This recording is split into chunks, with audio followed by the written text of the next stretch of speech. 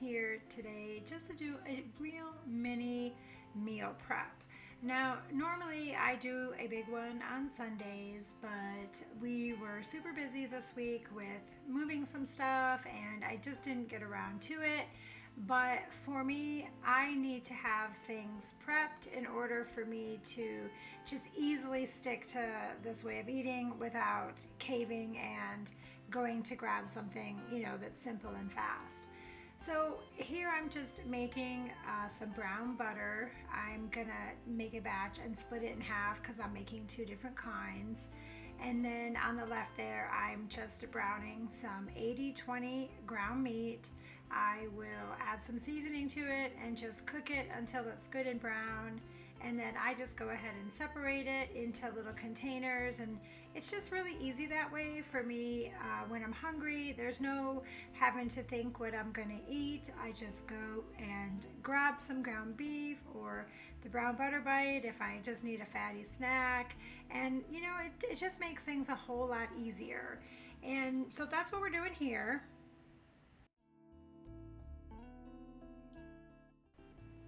Now here I'm actually making some meatballs, and I had taken some of the ground beef that was in the pan browning and mixed it with a pound of lamb that I didn't show, but that's what's in this bowl with some eggs. That's just some Redmond's, the garlic pepper salt, and then I'm throwing in some pork panko. I don't measure, I just throw it in, and then I just dig in there with my hands and start mixing it up. Yes, my hands are clean. I just think it's easier to do it this way.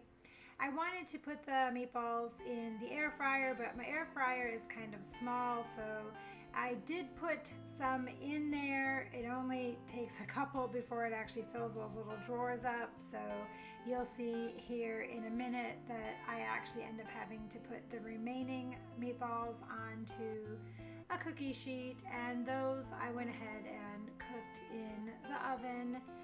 Now, normally when I make these meatballs, I do add cheese to them, but I am cutting dairy out right now, so I left the cheese out of these, and they still tasted amazing. And I have had a couple people ask me about adding the pork panko and the seasoning, and if it was too salty, because pork panko is in general, but it was not. You could leave that out if salt, if you're trying to not have that much salt. I actually like it, so I didn't find it to be too salty at all. But I'm just gonna go ahead and form these in little balls, and then I'm gonna put them in the oven at 375, and I just cooked them for about 15 minutes. I really just watched them until they were done. And here's just the ground beef again, just getting all brown and good. And now I'm gonna work on my brown butter bites. That's a small little thing of bacon there, and that blurry picture was the pumpkin spice sweet leaf drops. I separated the brown butter mixture into two equal containers, and then I just put a few drops in there. I only use those sweet ones on the days that I really have sugar cravings, and that happens less and less now, so that's why I'm not really making very many of them.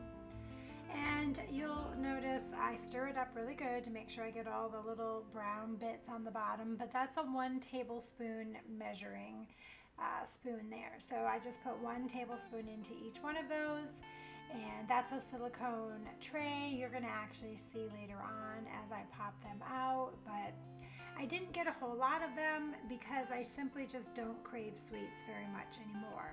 And that's just bacon, pre-cooked bacon. I went ahead and cut it all up, and I threw a fair amount in the bottom of each one of those.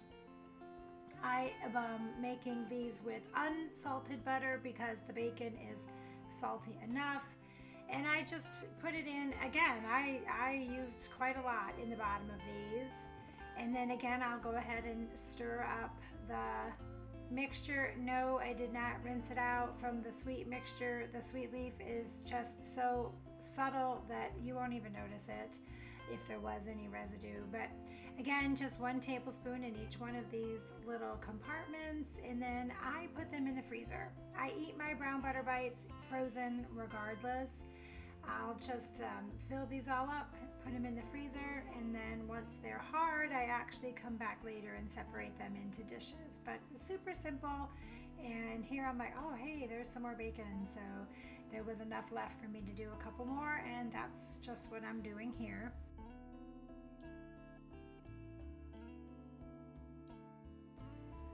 Now here I have a partial stick of butter. Actually, I think it might even be a whole stick of butter. And I am going to make butter chips just with a little bit of cinnamon on them. These are for, sometimes I will throw a couple of these into my coffee just if I feel like I'm not getting enough fat. I've actually gotten really good over the last month of eating enough fat every day, but I do find that the full big butter bites that I've been making in my coffee can sometimes just be a little much for me.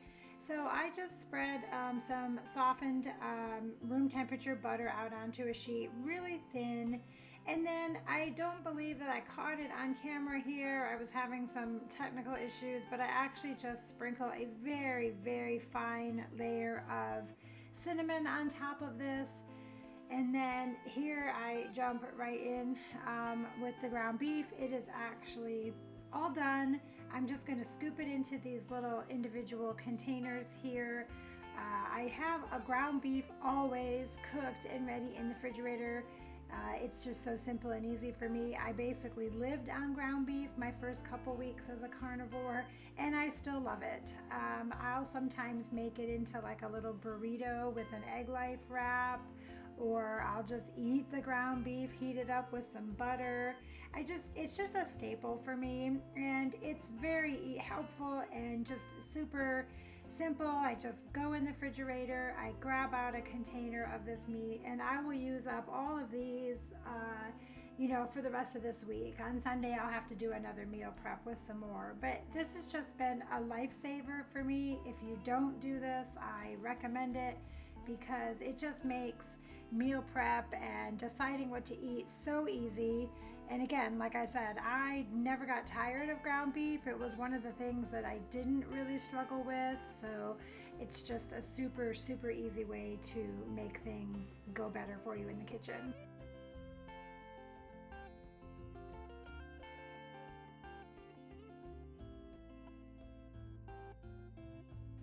Now, another thing that I always do every week is make hard-boiled eggs. Now, normally I'll make much more than this, but because I'm a little behind and it's not a Sunday, I just want to make enough that I think is going to get me through till Sunday coming up. And so I'm just going to do this dozen of eggs right here. I put them in my pressure cooker. I do the 5-5-5 method. So meaning it takes 5 minutes to come to pressure. I cook them for 5 minutes at high pressure, and then I let them sit for 5 minutes. And I just add a cup of water to them. When they're done, they're going to come out and go into an ice bath, and I have perfect hard-boiled eggs every single time. This has just been a lifesaver for me when it comes to making eggs.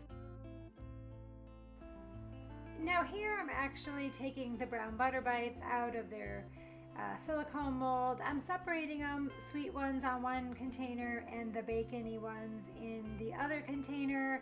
And that's just how I keep them in the freezer. They're the perfect size and they're easy to get in and out. And now here are the meatballs. They're actually finished. They're not pretty, I know, but they taste amazing. I promise you that. I'm just putting them in this container here because normally I would meal prep a bunch of these, but as I was cooking them, everybody decided that they wanted to eat them. So I just went ahead and just made them just to put them in a container for dinner. Not pretty, again, coming out of the air fryer, even out of the oven. They're not the most eye-catching, but I can tell you that these taste amazing.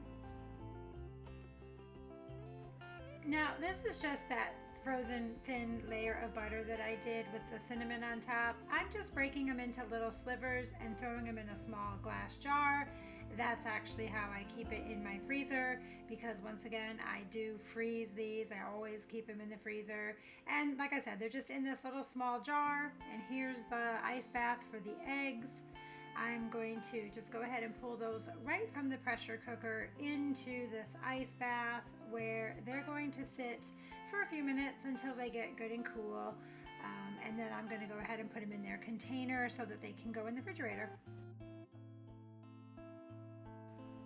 Now I'm going to go ahead and drain these eggs, and then what I do is I just dry each one of them off before I put them into the egg carton and put them back in the refrigerator. I don't know if that's necessary. I just do not like the wet eggs.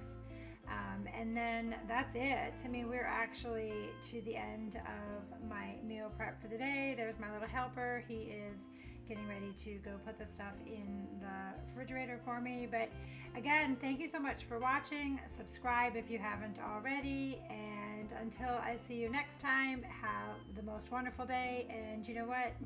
Always eat your meat.